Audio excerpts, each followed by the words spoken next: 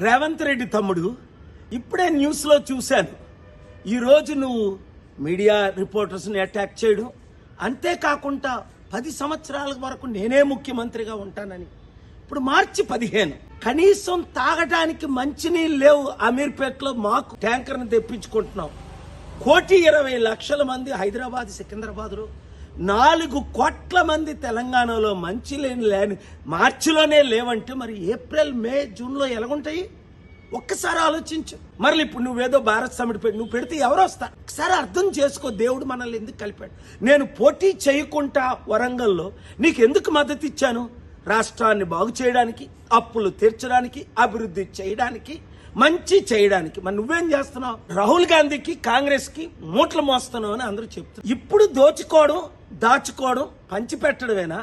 లేదా ప్రజల మీద ధ్యానం ఉందా? నిరుద్యోగులు ఆత్మహత్య చేసుకుంటున్నారు, రైతులు ఆత్మహత్య చేసుకుంటున్నారు, మంచినీళ్ళు లేకుండా ప్రాబ్లమ్స్ అవుతున్నాయి, విద్యా వైద్యం అన్నది కనిపించట్లేదు. 15 నెలల్లోనే నువ్వు ఇంత ఫెయిల్డ్ ముఖ్యమంత్రి అయితే, ఒక అన్నగా, శాంతి దూతగా, నీ అడ్వైజర్గా నాకెంత బాధేస్తుంది. కనుక ఈ వీడియో చేస్తున్నాను. రేవంత్ రెడ్డిని రీచ్ అయినంత వరకు ప్రతి మీడియా వారు, ప్రతి యూట్యూబర్స్ దీన్ని షేర్ చేయండి. రాష్ట్రాన్ని కాపాడుకుందాం, దేశాన్ని రక్షించుకుందాం.